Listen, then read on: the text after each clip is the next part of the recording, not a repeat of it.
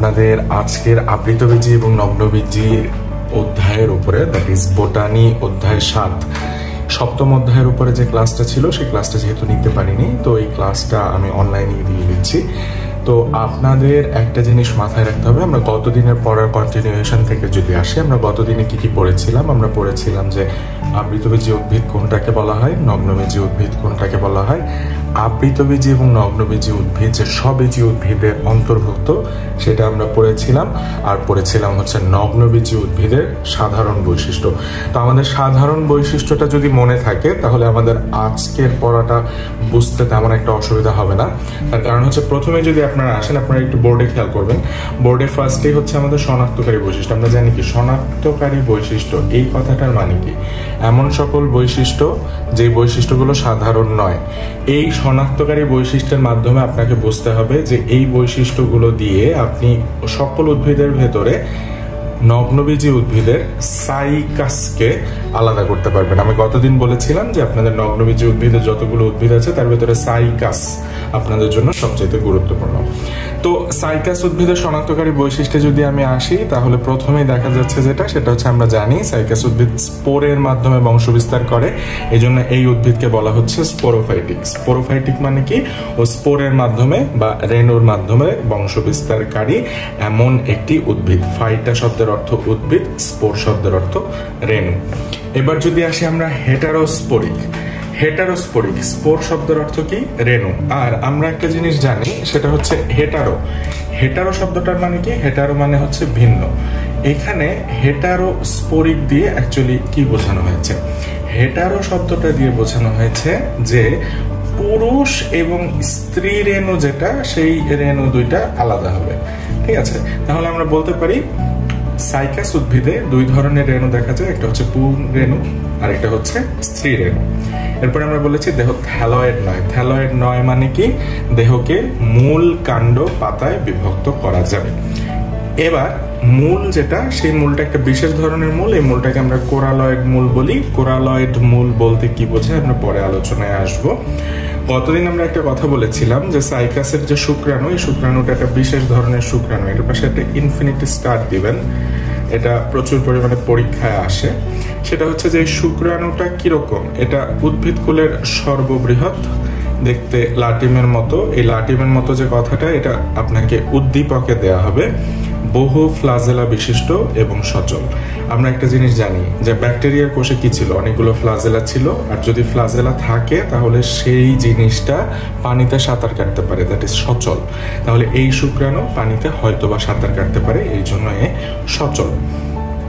পুং রেণু পত্রগুলো একত্রিত হয়ে স্ট্রোবিলাস তৈরি করে, স্ত্রী রেণু পত্র স্ট্রোবিলাস তৈরি করবে না। এই পুং রেণু পত্রগুলো একত্রিত হয়ে যে স্ট্রোবিলাস তৈরি করেছে, এই কথাটার মানে কি এটা আমরা পরে জানবো, এখন জানার দরকার নেই।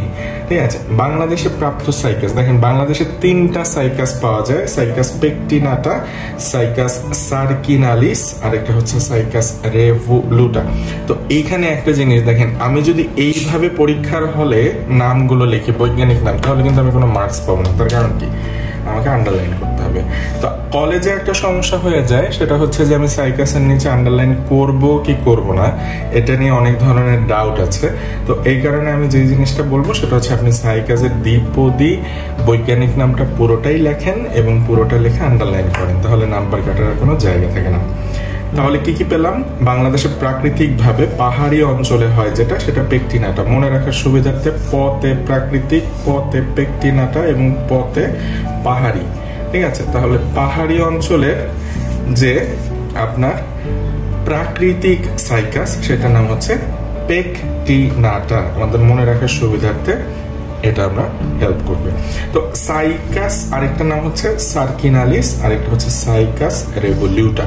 তাহলে আমরা কি জানলাম? শনাক্তকারী বৈশিষ্ট্য। আমি এটা নিয়ে বেশি ডিটেলসে গেলাম না, কারণ এটা আমরা গতদিনই পড়েছি।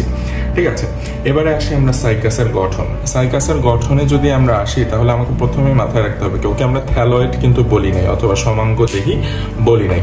সাইকাসের দেহকে তাহলে কি আমরা করতে পারি? মূল, কাণ্ড, পাতা অনেক কিছুতেই বিভক্ত করা যায়। তো এই যে মূল, কাণ্ড এবং পাতা, সরি, মূল, কাণ্ড এবং পাতা এই তিনটায় যে আপনি বিভক্ত করলেন, বিভক্ত করার পর এখন তাহলে আমরা যদি মূলের বর্ণনা, কাণ্ডের বর্ণনা এবং পাতার বর্ণনা দিই তাহলে মোটামুটি আমাদের অনেকখানি পড়াটা সহজ হয়ে যাবে, আমাদের পড়াটা একটা সিস্টেমেটিক ওয়েতে আসবে। আচ্ছা, এখানে একটা জিনিস দেখেন, সাইকাসে আমরা বলেছি সাধারণ উচ্চতা 8 থেকে 14 ফুট হয়। একটা সাইকাস আছে যে সেই সাইকাসটার নাম হচ্ছে সাইকাস মিডিয়া, ঠিক আছে, সাইকাস মিডিয়া, এটা আরো উচ্চতা, এটার উচ্চতা আরো বেশি হতে পারে, ঠিক আছে। তো 8 থেকে 14 ফুট পর্যন্ত সাধারণ সাইকাসের উচ্চতা, সাইকাস মিডিয়া এর উচ্চতা আরো বেশি। এবার আমরা কি বলেছিলাম, দেহকে মূল, কাণ্ড এবং পাতায় বিভক্ত করা যায়। তো প্রথমে আমরা মূলের আলোচনা করেছি, মূলের আলোচনাটা গুরুত্বপূর্ণ। দেখেন সাইকাসে দেখা যাবে, আমরা যদি ধরি এটা একটা সাইকাস উদ্ভিদ, এই সাইকাস উদ্ভিদে এরকম এরকম তো পাতা থাকে, তাই না, যেহেতু এটা একটা পাম জাতীয় উদ্ভিদ অথবা তাল জাতীয় উদ্ভিদ, ঠিক আছে। তাল গাছ যেরকম দেখতে হবে সেরকম দেখতে হবে। তো প্রাথমিকভাবে দেখা যায় ওর একটা এরকম প্রধান মূল চলে আসে, ঠিক আছে, যেটা আমরা লিখেছি, প্রাথমিকভাবে ওর একটা প্রধান মূল থাকবে। এই প্রধান মূলটা আবার স্বল্পস্থায়ী। কেন স্বল্পস্থায়ী? এর ভেতরে ব্যাকটেরিয়া গ্রো করবে। এই ব্যাকটেরিয়ার ভেতরে দুইটা ব্যাকটেরিয়া, একটার নাম হচ্ছে অ্যানাবাইনা, আরেকটা হচ্ছে নস্টক। আন্ডারলাইন করা যাবে না, এটা এক পদ, হ্যাঁ, আমি জাস্ট আপনাদের বোঝানোর সুবিধার্থে এভাবে আন্ডারলাইন করেছি। একটা নাম হচ্ছে অ্যানাবাইনা, দ্বিতীয়টার নাম হচ্ছে নস্টক। এই দুইজন যখন আসবে, এসে কি করবে, এই মূলগুলোর ভেতরে বিভিন্ন জায়গায় এরকম নির্দিষ্ট জায়গাগুলোকে আক্রান্ত করে ফেলবে। ফলে কি হয়, মূলটা এরকম এবড়ো থেবড়ো হয়ে যায়, ঠিক আছে, এবড়ো থেবড়ো হয়ে যায়। তারপরে দেখা যায় যে মূলটা এরকম একটা বিশ্রী একটা গঠন তৈরি করেছে। কেন? অ্যানাবাইনা এবং নস্টক দ্বারা আক্রান্ত হয়ে স্বাভাবিকভাবে ও সরু হবে না, ও কি হবে, একটা বিকৃত স্ট্রাকচার তৈরি করবে, একটা বিকৃত স্ট্রাকচার। কেন? ও জায়গায় জায়গায় বিভিন্ন জায়গায় জায়গায় খেয়ে ফেলে। তো এই জায়গায় জায়গায় খেয়ে ফেলার কারণে যে বিকৃত ও আকৃতিটা তৈরি হলো, এই আকৃতিটাকে বিকৃত একটি অস্বাভাবিক একটা মূল তৈরি হয়। এই মূলটাকে আমরা বলি অস্থানিক মূল। এই অস্থানিক মূলটা দেখতে অনেকটা সামুদ্রিক প্রবাল বা কোরালের মতন হওয়ায় এই মূলটাকে কোরালয়েড মূল বলে। তাহলে দেখেন, একটু আগে আমরা যখন শনাক্তকারী বৈশিষ্ট্য পড়েছিলাম সেখানে আমরা কি বলেছিলাম, সাইকাসের মূল কোরালয়েড মূল। আর এখন আমরা জানলাম সাইকাসের মূল কেন কোরালয়েড মূল। আবারও একটু সামারাইজ করি, ওর একটা মূল তৈরি হয়েছিল কিন্তু সেই মূলটা স্বল্পস্থায়ী ছিল। দুইটা ব্যাকটেরিয়া, একটা নাম হচ্ছে অ্যানাবাইনা আর একটা নাম হচ্ছে নস্টক, এরা দ্বারা আক্রান্ত হয়ে স্বাভাবিক মূলটাকে বিকৃত করে একটা সামুদ্রিক কোরালের মতো আকৃতি তৈরি করে।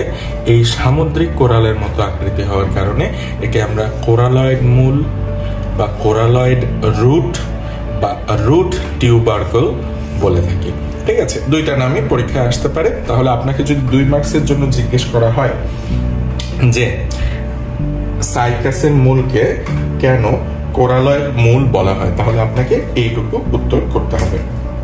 অ্যানাবাইনার নাম লিখতে হবে, নস্টকের নাম লিখতে হবে, এবং এগুলো যে মূলটাকে স্বাভাবিকভাবে সরু না করে বিকৃত করে এবং একটু অস্থানিক মূল তৈরি করার কারণে এটাকে আমরা কোরালয়েড মূল বলেছি, ঠিক আছে। তাহলে এই গেল হচ্ছে আমাদের মূলের আলোচনা। এরপরে যদি আমাকে আলোচনা করতে হয় তাহলে আমাকে আলোচনা করতে হবে কাণ্ড এবং পাতা। তো যা বলছিলাম, আমাদের মূলত নগ্নবীজী উদ্ভিদ যদি পড়তে হয় তাহলে আমাদেরকে কাণ্ড, মূল এবং পাতা এইগুলোর গঠনগুলোকে আলাদা করে পড়তে হবে। তো আমরা একটু আগে যেটা পড়েছি সেটা হচ্ছে মূল, এখন আমরা পড়বো যেটা সেটা হচ্ছে কাণ্ড। কাণ্ডর ক্ষেত্রে আপনারা একটা জিনিস মনে রাখবেন, সেটা হচ্ছে যে সাইকাসের কাণ্ড হবে সরু, লম্বা, অশাখ। অশাখ শব্দটার মানে হচ্ছে যার কোনো শাখা প্রশাখা নেই, ঠিক আছে। অশাখ বলতে আমরা কি বুঝবো, শাখা প্রশাখা নেই। তাহলে সাধারণত দেখা যায় যে ওর আপনি নিচে কোনো ধরনের কোনো শাখা প্রশাখা পাবেন না, এবং এই শাখা প্রশাখা না থাকার কারণে দেখা যায় যে এইরকম যদি একটা কাণ্ড হয়, কাণ্ডর উপরে যে পাতাগুলো থাকবে সেই পাতাগুলো এরকম সর্পিল আকারে সজ্জিত থাকে, ঠিক আছে, সর্পিল আকারে সজ্জিত থাকে। তাহলে আমরা কি বলেছি, সরু, লম্বা, অশাখ অর্থাৎ শাখা প্রশাখা নাই, স্থায়ী পত্রমূল দ্বারা আবৃত, পুরো কাণ্ডটা একটা পত্রমূল দ্বারা আবৃত থাকবে। এবং এটার শীর্ষে মুকুটের ন্যায় একগুচ্ছ পাতা বিদ্যমান। এই যে শীর্ষে মুকুটের ন্যায় একগুচ্ছ পাতা বিদ্যমান, যেহেতু কোনো শাখা প্রশাখা নাই এই কারণে সব পাতাগুলোকে শীর্ষে একগুচ্ছ আকারে থাকতে হয়। এবার আসে পাতা।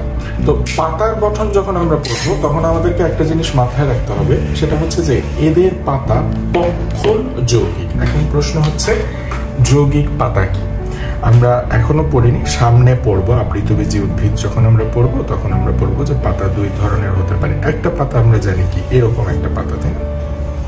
এরকম একটা পাতা আম গাছের পাতা হতে পারে, জাম গাছের পাতা হতে, যে কোনো পাতা হতে পারে। এই ধরনের পাতাকে আপনি বলবেন সরল পত্র। পাতার ভেতরে এই জিনিসটাকে বলা হয় পত্র ফলক। যদি একটি মাত্র পত্র ফলক থাকে এবং মাঝখান বরাবর একটি শিরা যায়, তাহলে সেই পাতাটাকে আমরা সরল পত্র বলতে পারি। কিন্তু আমাদের নগ্নবীজির ভেতরে পাতাগুলোতে এরকম না। আমরা জানি কি এরকম সরল পত্র না, তাহলে এটা কি পত্র? এটা হচ্ছে যৌগিক পত্র। সরল পত্র ছাড়া আরেকটা পত্র আছে, যে পত্রটার নাম হচ্ছে যৌগিক পত্র। এখন প্রশ্ন হচ্ছে যৌগিক পত্র দেখতে কেমন? সরি, আমরা যখন ফার্ন পড়েছিলাম তখন আমরা পড়েছিলাম যে ফার্নে এরকম একটা মোটা ডাল থাকে এবং ডালের দুই পাশে এরকম ছোট ছোট করে, একদম ঠিক দুই পাশে পাশাপাশি, ঠিক আছে, এরকম ছোট ছোট করে অনেকগুলো পাতা থাকতে পারে। ঠিক আছে, এইরকম পাতা থাকতে পারে। এই ধরনের পাতাকে আপনি কি বলবেন? এই ধরনের পাতাকে আপনি বলবেন হচ্ছে গিয়ে যৌগিক পত্র। এই পত্রটার নাম হচ্ছে যৌগিক পত্র। কেন এটাকে আমরা যৌগিক পত্র বলি? তার কারণ হচ্ছে পুরোটা নিয়ে একটি পাতা। এই পুরোটা একটি পাতা। এটা এটা এটা এটা এটা প্রত্যেকটার ভেতরেই এরকম একটা করে পাতার অংশ থাকবে। এই যে ছোট ছোট পাতার অংশের মতো যে আপনি দেখতে পাচ্ছেন, এই ছোট অংশটাকে আপনি বলবেন পত্রক, মানে পাতার অংশ পত্রক। আর পুরোটাকে আপনি কি বলবেন? একটি সম্পূর্ণ পাতা। এবং এই পাতাটা কি ধরনের পাতা? এই পাতাটা যৌগিক ধরনের পাতা। ঠিক আছে, তাহলে এটাকে আমরা কি বলতে পারি? যৌগিক পত্র। এই যৌগিক পত্রের ক্ষেত্রে আপনি দেখবেন এই যে মাঝখানে যে মোটা দাগটা, ঠিক আছে, আমরা কি বলেছি? পক্ষল যৌগিক। অর্থাৎ পাতাটা হবে এরকম, পাতার মধ্যে প্রচুর পরিমাণে পত্রক থাকবে এবং পাতাটা যৌগিক হবে। কাণ্ডের মাথায় সর্পিল আকারে সজ্জিত, সেটা তো আমরা আগেই বলেছি। আমরা প্রথম দিন বলেছিলাম পাতা দুই ধরনের হতে পারে। একটা বাদামি বর্ণের পাতা, যেটাকে আমরা শল্কপত্র বলবো, আর একটা হচ্ছে বড় এবং সবুজ বর্ণের পাতা, যেটাকে আমরা পর্ণপত্র বা পল্লব পত্র বা ফোলিয়াস লিফ বলতে পারি।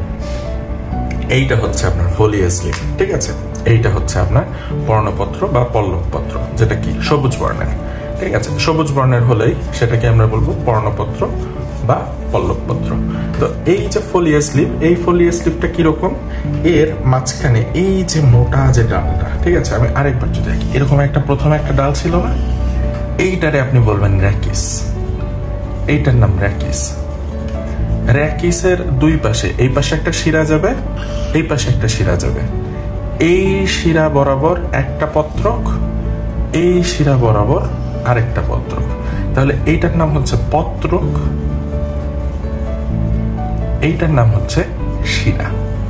তাহলে আমরা বলতে পারি না পাতার র্যাকিস, এই যে এটা হবে মোটা, এটা হবে চার কোনা, এটার জায়গায় বিভিন্ন বিভিন্ন জায়গায় কাটা কাটা থাকবে। ঠিক আছে, কণ্টক যুক্ত। তাহলে মোটা হবে, চার কোনা হবে, কণ্টক যুক্ত হবে। র্যাকিস থেকে দুই দিকে জোড়ায় জোড়ায় পত্রক উৎপন্ন হয়। এই যে র্যাকিসের দুই পাশে, এই পাশে একটা, এই পাশে একটা, জোড়ায় জোড়ায় কি তৈরি করেছি? পত্রক তৈরি করেছি। এই যে প্রতিটি পত্রকে একটি করে মধ্যশিরা থাকে। এই যে শিরাটা, এই শিরাটাকে আপনি বলেছেন মধ্যশিরা। এবং পত্রকের সংখ্যা কতটি হবে? টোটাল পত্রকের সংখ্যাটি হবে 50 থেকে 100টি। তাহলে আমরা পাতাটা বুঝলাম। আরেকবার একটু ডিটেলসে বলি। এটা যদি একটা পাতা হয়, ঠিক আছে, তাহলে মাঝখান বরাবর যে মোটা চার কোনা যেটা আমরা দেখতে পাচ্ছি, এই জিনিসটা, এইটার নাম হচ্ছে র্যাকিস। এই র্যাকিসের দুই পাশে জোড়ায় জোড়ায় থাকবে হচ্ছে শিরা, এবং এই শিরা বরাবর যে পত্রক, সেই পত্রক নিয়ে তৈরি হলো একটি যৌগিক পক্ষল পত্র। ব্যাপারটা বোঝা গেছে? তাহলে এই পত্রকের টোটাল সংখ্যা থাকবে 50 থেকে 100টি। এখন একটা পড়া আছে, সেটা আমরা পরের অধ্যায়ে যখন পড়বো, দ্যাট ইজ টিস্যু এবং টিস্যুতন্ত্র, তখন আমরা ইন ডিটেলস বুঝতে পারবো। কিন্তু এখন যেহেতু আমাদের এই অধ্যায় আছে, তাই আমাদের একটু জানা দরকার। সেটা হচ্ছে গিয়ে আমরা যদি এখন আলোচনা করি, তাহলে পাতার পরের আলোচনা হচ্ছে ট্রান্সফিউশন টিস্যু। ঠিক আছে, এখন আপনাকে প্রশ্ন করা হবে ট্রান্সফিউশন টিস্যুর কাজ কি? ট্রান্সফিউশন টিস্যুর কাজ হচ্ছে পানিকে ট্রান্সফিউজ করা বা পানিকে পরিবহন করা। ট্রান্সফিউশন টিস্যুটা কোথায় থাকে? ঠিক আছে, পাতার ভেতরে দুই ধরনের প্যারেনকাইমা টিস্যু থাকবে। একটাকে বলা হয় প্যালিসেড প্যারেনকাইমা টিস্যু।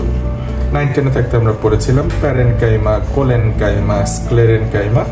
তো পাতার যে প্যারেনকাইমা অথবা মাংসল অথবা সজীব যে অংশ, সেই সজীব অংশের দুইটা নাম। একটা হচ্ছে উপরের দিকে থাকে, এটা হচ্ছে প্যালিসেড প্যারেনকাইমা। নিচের দিকে যেটা থাকে সেটা স্পঞ্জি, স্পঞ্জের মতো, এর জন্য নাম হচ্ছে স্পঞ্জি প্যারেনকাইমা। এই যে দুইটা প্যারেনকাইমা, এই প্যারেনকাইমা দুইটার মাঝখানে একটা সমান্তরালে, প্যালিসেড প্যারেনকাইমার সাথে সমান্তরালে একটা টিস্যু বা কলা থাকে। এই টিস্যু বা কলাকে বলা হয় ট্রান্সফিউশন টিস্যু। তাহলে আমরা কি বলতে পারি? পাতার প্যালিসেড প্যারেনকাইমা এবং স্পঞ্জি প্যারেনকাইমার মাঝখানে পাতার বাইরের স্তরের সমান্তরালে অথবা পত্রকের প্রাচীরের অথবা পত্রকের বাইরের দেহের সমান্তরালে কার কার মাঝখানে? প্যালিসেড প্যারেনকাইমা এবং স্পঞ্জি প্যারেনকাইমার মাঝখানে যে টিস্যুটা থাকবে, সেই টিস্যুটাকে আপনি বলবেন ট্রান্সফিউশন টিস্যু। ঠিক আছে, ট্রান্সফিউশন টিস্যু। এই ট্রান্সফিউশন টিস্যুর কাজ কি? ট্রান্সফিউজ করা। ট্রান্সফিউজ শব্দের মানে হচ্ছে পানিকে পরিবহন করা। ঠিক আছে, তো ট্রান্সফিউশন টিস্যুটা কি করে? ও হচ্ছে কাজ, যদি আমি বলি, কাজ হচ্ছে পানি পরিবহন। ঠিক আছে, পানি পরিবহন। কোথা থেকে পানি পরিবহন? পাশ থেকে পানি পরিবহন। পাশ থেকে ট্রান্সফিউজ করে, এই জন্য এর নাম হচ্ছে পানি পরিবহনকারী টিস্যু বা ট্রান্সফিউশন টিস্যু। ঠিক আছে, তাহলে আমরা যদি একটু আগের পড়া এবং এখনকার পড়া সবকিছু যদি একটু সামারাইজ করি, আমরা যদি নগ্নবীজী উদ্ভিদের ভিতরে সাইকাসকে বর্ণনা করতে চাই, আমাকে 3টা জিনিস বর্ণনা করতে হচ্ছে। প্রথমে আমরা বর্ণনা করেছি প্রথমে আমরা বর্ণনা করেছি মূল, মূলের পরে আমরা বর্ণনা করেছি কাণ্ড, কাণ্ডের পরে আমরা বর্ণনা করেছি পাতা। পাতার ভিতরে একটা এক্সট্রা টিস্যু আছে, সেই টিস্যুটাকে আমরা বর্ণনা করেছি, নাম হচ্ছে ট্রান্সফিউশন টিস্যু। এইটুকু যদি আপনি বর্ণনা করতে পারেন, তাহলে মোটামুটি আপনার নগ্নবীজী উদ্ভিদের বাহ্যিক গঠন আলোচনা করা শেষ। অভ্যন্তরীণ গঠন নাই। তো এর পরের টপিকটা হবে নগ্নবীজী উদ্ভিদের জনন। ঠিক আছে,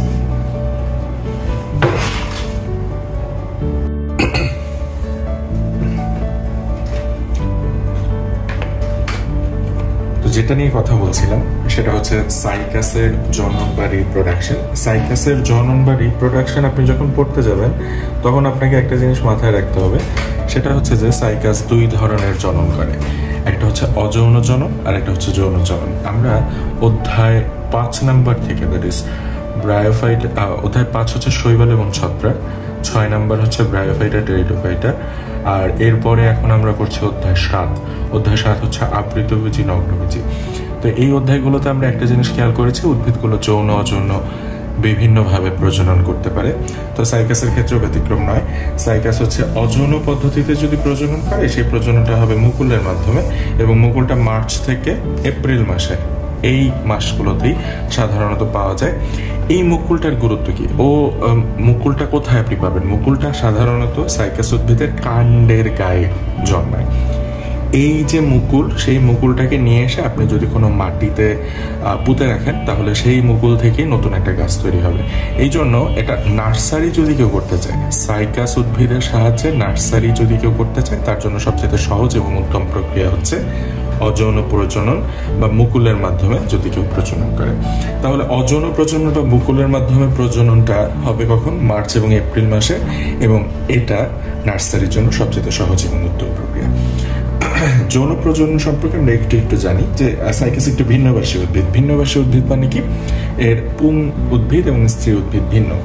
ঠিক আছে, তো এই যে পুং উদ্ভিদ এবং স্ত্রী উদ্ভিদ ভিন্ন, এই জন্য আমরা পুং উদ্ভিদকে একটা রেণু পাই, সেই রেণুপত্রটাকে আমরা বলি পুং রেণুপত্র বা মাইক্রোস্পোরোফিল।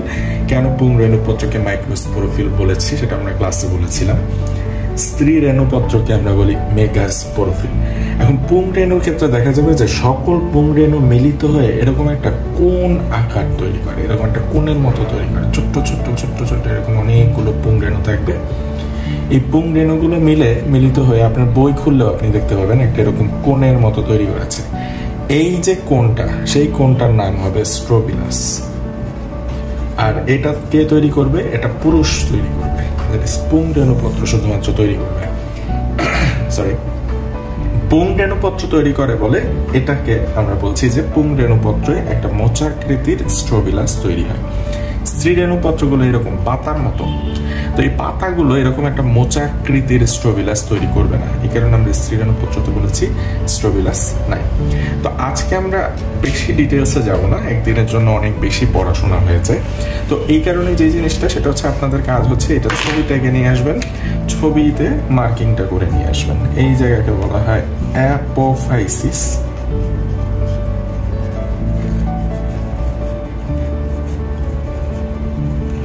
আর এটার পৃষ্ঠে এরকম তিনটা তিনটা করে 3 থেকে 5টা করে থাকে, এদেরকে সোরাস বলা হয়।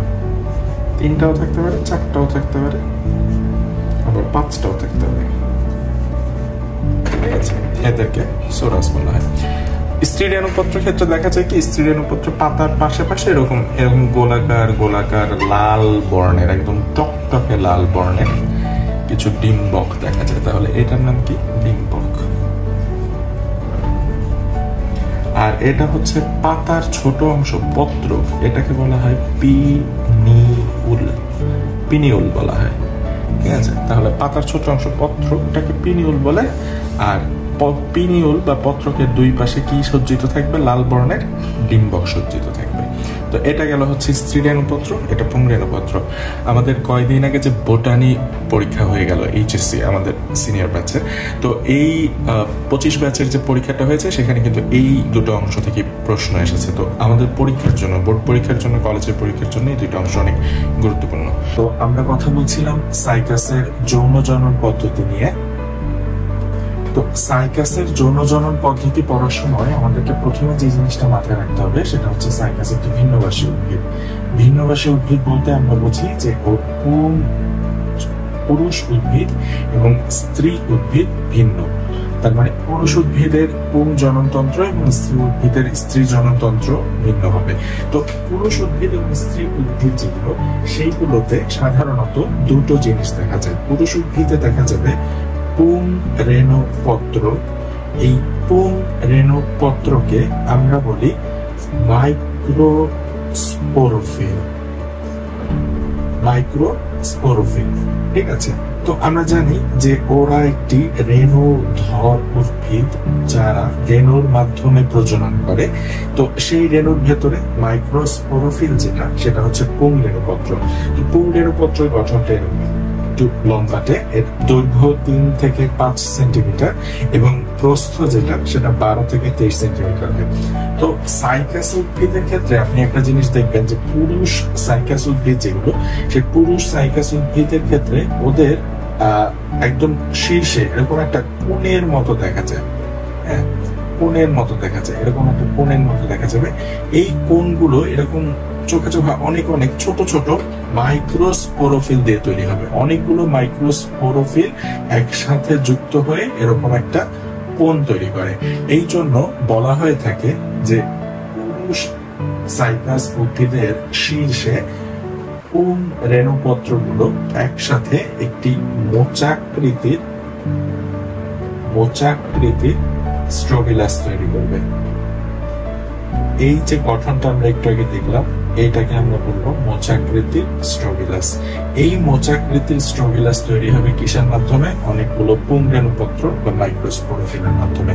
যে মাইক্রোস্পোরোফিল গুলোর দৈর্ঘ্য হবে 3 থেকে 5 সেন্টিমিটার এবং প্রস্থ হবে 12 থেকে 23 মিলিমিটার। এটা কিন্তু মিলিমিটার, এই জিনিসটা খেয়াল রাখতে হবে, ঠিক আছে? আচ্ছা, তাহলে এই জিনিসটাকে আমরা বলেছি পুংরেণুপত্র বা মাইক্রোস্পোরোফিল। এই মাইক্রোস্পোরোফিল গুলো সবগুলো একসাথে যুক্ত হয়ে একটি মোচাকৃতির গঠন তৈরি করতে পারে, যেটাকে আমরা স্ট্রোবিলাস বলি। স্ত্রীরেণুপত্রের ক্ষেত্রে এরকম কোনো মোচাকৃতির গঠন নাই, এই জন্য স্ত্রীরেণুপত্রে কোনো স্ট্রোবিলাস নাই, এটা মাথায় রাখতে হবে। তাহলে মোচাকৃতির কিছু যদি উদ্দীপকে বলে তাহলে আমরা ধরে নিব কি সেটা পুংরেণুপত্র। তো পুংরেণুপত্র এটা গঠনটা যদি খেয়াল করা যায় তাহলে দেখা যায় এটা শীর্ষে এরকম চোখা তীক্ষ্ণ যে অংশটা, সেই তীক্ষ্ণ অংশটাকে বলা হবে অ্যাপোফাইসিস, ঠিক আছে? অ্যাপোফাইসিস। এই অ্যাপোফাইসিসটা কোথায় থাকবে? ওর শীর্ষে থাকবে। আর এটা হচ্ছে ওর পৃষ্ঠ। এই পৃষ্ঠে দেখা যায় অনেকগুলো স্পোর থাকে। এই স্পোর গুলো সাধারণত অনেক ক্ষেত্রে দেখা যাবে যে 2 থেকে 5টি স্পোর একত্রিত হয়ে একটি গঠন তৈরি করে। এরকম একটা স্পোর, এই একটা স্পোর, এই একটা স্পোর, এরকম 3টা স্পোর মিলে এরকম একটা গঠন হবে। এই যে স্পোর মিলে সেটা 2 থেকে 5টি পর্যন্ত হতে পারে। এই স্পোর মিলে যে গঠনটা তৈরি করলো সেই গঠনটাকে আমরা বলবো হচ্ছে গিয়ে সোরাস, ঠিক আছে? তাহলে আমরা কি বলতে পারি? 2 থেকে 5টি স্পোর একত্রে অবস্থান করে যে গঠনটা তৈরি করে তাকে আমরা বলবো সোরাস। স্পোর যেই জায়গায় থাকে সেই জায়গাটাকে বলা হবে স্পোরাঞ্জিয়াম, ঠিক আছে? স্পোরাঞ্জিয়াম। তো এই স্পোরাঞ্জিয়ামে আমাকে একটা জিনিস মাথায় রাখতে হবে, অলওয়েজ মাথায় রাখবেন, সেটা হচ্ছে স্পোর যেই জায়গায় থাকে সেই জায়গাটা স্পোরাঞ্জিয়াম। তো এই স্পোরাঞ্জিয়াম থেকে যখন বহু বচনে যদি আমি বলি তাহলে এটা হবে স্পোরাঞ্জিয়াম। এই স্পোরাঞ্জিয়ামের ভেতরে থাকবে হচ্ছে স্পোরের মাতৃকোষ। এই স্পোর মাতৃকোষ পরবর্তীতে মিওসিস কোষ বিভাজন পদ্ধতিতে তৈরি করবে পুরুষ রেণু বা পুংরেণু। তাহলে আপনি একটা জিনিস দেখেন, এই পদ্ধতিটাকে আমরা কি বলেছি? মিওসিস কোষ বিভাজন। আমরা জানি কি মিওসিস কোষ বিভাজনের মাধ্যমে যে অপত্য কোষগুলো তৈরি হয় সেই অপত্য কোষগুলোর ক্রোমোজোম সংখ্যা মাতৃকোষের ক্রোমোজোম সংখ্যার অর্ধেক হবে। তাহলে মাতৃকোষ যদি আমার ডিপ্লয়েড হয়, অপত্য পুংরেণুটা হবে হ্যাপ্লয়েড। তাহলে আমরা বলতে পারি স্পোর যে জায়গায় থাকে সেই জায়গাটাকে আমরা বলবো স্পোরাঞ্জিয়াম। স্পোরাঞ্জিয়ামের ভেতরে থাকবে স্পোর মাতৃকোষ এবং এই স্পোর মাতৃকোষটা পরবর্তীতে তৈরি করবে হ্যাপ্লয়েড পুংরেণু, ঠিক আছে? এই হ্যাপ্লয়েড পুংরেণু যে তৈরি করবে সেই হ্যাপ্লয়েড পুংরেণু পরবর্তীতে তৈরি করে হচ্ছে শুক্রাণু। আর এই যে শুক্রাণু, সেই শুক্রাণুটা আমরা পড়েছিলাম, শুক্রাণুটা সবচেয়ে বড়, এটা দেখতে লাটিমের মতো এবং এটায় অনেকগুলো ফ্লাজেলা থাকে এবং এই ফ্লাজেলা থাকার কারণে ওরা চলতে পারে সচল, ঠিক আছে? এই যে শুক্রাণুটা, সেই শুক্রাণুটা তৈরি হয়ে গেল এখানে। তাহলে আমরা আবার একটু সামারাইজ করি। যৌন জনন পড়ার সময় সাইকাসের ক্ষেত্রে সাইকাস একটি ভিন্নবাসী উদ্ভিদ। এই ভিন্নবাসী উদ্ভিদে পুং জনন তন্ত্রকে আমরা বলবো মাইক্রোস্পোরোফিল। সকল মাইক্রোস্পোরোফিল মিলিত হয়ে তৈরি করে হচ্ছে একটা জিনিস যেটাকে আমরা বলেছি মোচাকৃতির স্ট্রোবিলাস। এই স্ট্রোবিলাসে অনেকগুলো মাইক্রোস্পোরোফিল বা পুংরেণুপত্র থাকে। এটি একটি পুংরেণুপত্র। এই পুংরেণুপত্রটার একটি শীর্ষ থাকবে, যে শীর্ষটাকে আমরা বলেছি হচ্ছে অ্যাপোফাইসিস এবং এই অ্যাপোফাইসিসের নিচে যেই গঠনটা আমরা দেখতে পাচ্ছি এটাকে আমরা পৃষ্ঠ বলতে পারি। এই পৃষ্ঠতে থাকবে হচ্ছে অনেকগুলো স্পোরাঞ্জিয়া, যে স্পোরাঞ্জিয়ার ভেতরে 2 থেকে 5টি স্পোর মিলিত হয়ে একটি সোরাস থাকবে। ঠিক আছে, যে 2 থেকে 5টি স্পোর মিলিত হয়ে সোরাস থাকবে। তো স্পোরাঞ্জিয়ামের ভেতরে থাকে স্পোর মাতৃকোষ, যে স্পোর মাতৃকোষ মেয়োসিস পদ্ধতিতে বিভাজন করে পুরুষ রেণু তৈরি করে, পুরুষ রেণু পরবর্তীতে শুক্রাণু তৈরি করে। এই গেল হচ্ছে পুং রেণুপত্র বা মাইক্রোস্পোরোফিলের বর্ণনা। ঠিক আছে, মাইক্রোস্পোরোফিল যখন আপনার শেষ, তখন আপনাকে যে জিনিসটা করতে হবে সেটা হচ্ছে স্ত্রী রেণুপত্র বা মেগাস্পোরোফিল। এটাকে আমরা বলবো হচ্ছে মেগাস্পোরোফিল। তো মেগাস্পোরোফিল এর ক্ষেত্রে এইটা একটু ব্যতিক্রম, একটু শুধু ব্যতিক্রম। ঠিক আছে, এবং এটা গুরুত্বপূর্ণ। কেন গুরুত্বপূর্ণ? 2টা প্রশ্নের জন্য গুরুত্বপূর্ণ। তো মেগাস্পোরোফিল হচ্ছে এরকম, এই মেগাস্পোরোফিল গুলো দৈর্ঘ্যে 15 থেকে 20 সেন্টিমিটার পর্যন্ত হয়। তো মেগাস্পোরোফিল কোথায় থাকবে? স্ত্রী উদ্ভিদ, যেটা আমরা জানি কি সাইকাস ভিন্নভাষী, এই কারণে ওর পুরুষ উদ্ভিদ স্ত্রী উদ্ভিদ ভিন্ন। তো স্ত্রী উদ্ভিদের শীর্ষে থাকবে। তো এখানে যে জিনিসটা দেখা যায় সেটা হচ্ছে যে এই প্রত্যেকটা পাতা যে দেখা যাবে, সেই পাতার ভেতরে ওর মেগাস্পোরোফিলটা তৈরি করে। কিন্তু এই পাতাগুলো সবগুলো একত্রিত হয়ে, আগে যেমন পুং রেণুপত্রে একটা মোচাকৃতির স্ট্রোবিলাস ছিল, সেরকম কোনো স্ট্রোবিলাস গঠন করবে না। ঠিক আছে, তাহলে মেগাস্পোরোফিলে স্ট্রোবিলাস নাই। মেগাস্পোরোফিলে যে জিনিসটা দেখা যায়, এই যে প্রত্যেকটা পাতা, এই পাতার এই যে ছোট্ট ছোট্ট অংশগুলো আপনি দেখতে পাচ্ছেন, এরকম ছোট্ট ছোট্ট অংশ, এগুলোকে বলা হয় পত্রকের অংশ বা পিনিউল। এই পিনিউলের পাশে পাশে 2 থেকে 4 জোড়া লাল বর্ণের, 2 থেকে 4 জোড়া এবং লাল বর্ণের যে গোলাকার অংশটি দেখা যায়, এই গোলাকার অংশটিকে আমরা বলবো হচ্ছে ডিম্বক। ঠিক আছে, এই অংশটাকে আমরা বলতেছি হচ্ছে। তো এখন ডিম্বক বলতে গেলে আমাকে প্রথমত মাথায় রাখতে হবে যে জিনিসটা, সেটা হচ্ছে যে ডিম্বকটা থেকে যে ডিম্বাণুটা তৈরি হয়, সেই ডিম্বাণুটা কিভাবে তৈরি হয়। ঠিক আছে, একটা জিনিস মনে রাখবেন, এই ডিম্বকের ভেতরে কিন্তু স্ত্রী রেণু মাতৃকোষ সৃষ্টি হবে। তাহলে ডিম্বকের ভেতরে কি তৈরি হলো? স্ত্রী রেণু মাতৃকোষ। এই যে স্ত্রী রেণু মাতৃকোষ, সেটা কি? সেটাও আগেরটার মতোই কি হবে? ডিপ্লয়েড। তাহলে ডিপ্লয়েড যদি হয় তাহলে সেটা হচ্ছে 2n। এটা মিওসিস প্রক্রিয়ায় তৈরি করবে কি? হ্যাপ্লয়েড স্ত্রী। মিওসিস প্রক্রিয়ায় তৈরি করলো হ্যাপ্লয়েড স্ত্রী। তাহলে হ্যাপ্লয়েড স্ত্রী রেণু কেন মিওসিস যেহেতু তৈরি করেছে, এই জন্য এটা হ্যাপ্লয়েড হয়েছে, এটা তো আমরা বুঝতেই পারছি। যাই হোক, তো এরপরে যে জিনিসটা হবে সেটা হচ্ছে যে হ্যাপ্লয়েড স্ত্রী রেণুর পরেই কিন্তু ওর ডিম্বাণু তৈরি করার কথা, কিন্তু ও ডিম্বাণু তৈরি করবে না। এইখানে ও কি করবে? ও তখন একটা প্রাচীন দশায় যাবে। এই প্রাচীন দশাটার নাম হচ্ছে আর্কিগোনিয়াম।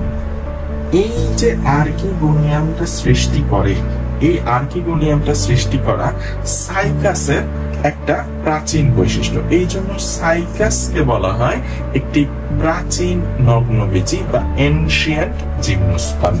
ঠিক আছে, তাহলে কি করলো? ডিম্বক তো আমরা পেয়েছি, কোথায় পেয়েছি? পিনিওলের পাশে পাশে 2 থেকে 4 জোড়া লাল বর্ণের ডিম্বক। এই ডিম্বকটা প্রথমে তৈরি করেছে স্ত্রী রেণু মাতৃকোষ। সেই স্ত্রী রেণু মাতৃকোষ মিওসিস প্রক্রিয়ায় কোষ বিভাজিত হয়েছে, কোষ বিভাজিত হয়ে তৈরি করেছে হ্যাপ্লয়েড স্ত্রী রেণু। এই হ্যাপ্লয়েড স্ত্রী রেণু পরবর্তীতে তৈরি করেছে আর্কিগোনিয়াম, এবং আর্কিগোনিয়াম থেকে পরবর্তীতে যে জিনিসটা তৈরি হবে সেটা হচ্ছে ডিম্বাণু। তাহলে আমরা কি পেলাম আমাদের আজকের লেকচারের একদম শেষে? সেটা হচ্ছে আমরা যখন মাইক্রোস্পোরোফিল পড়েছি, মাইক্রোস্পোরোফিল থেকে আমরা পেয়েছি শুক্রাণু, আর মেগাস্পোরোফিল থেকে আমরা পেয়েছি ডিম্বাণু। তাহলে এই যে শুক্রাণু এবং ডিম্বাণুটা উৎপাদন হলো, সেই শুক্রাণু এবং ডিম্বাণুটার উৎপাদনের পরবর্তীতে এদের 2 জনের যদি মিলন হয়, সেই মিলনটাকে আমরা বলবো নিষেক, এদের নিষেক হবে এবং নিষেক থেকে নতুন একটা উদ্ভিদ তৈরি হবে। তো নিষেকটা কি সেটা আমরা পড়বো হচ্ছে নেক্সট ক্লাসে। নিষেক বা ফার্টিলাইজেশন, সেই নিষেক বা ফার্টিলাইজেশন আমরা পড়ে তারপরে হচ্ছে অর্থনৈতিক গুরুত্বটা পড়ে আমরা পরের টপিকে চলে যাবো, দ্যাট ইজ আবৃত্তি রুচি। তাহলে আজকের ক্লাস এতটুকুই, দেখা হবে আপনাদের সাথে ইনশাআল্লাহ নেক্সট ক্লাসে।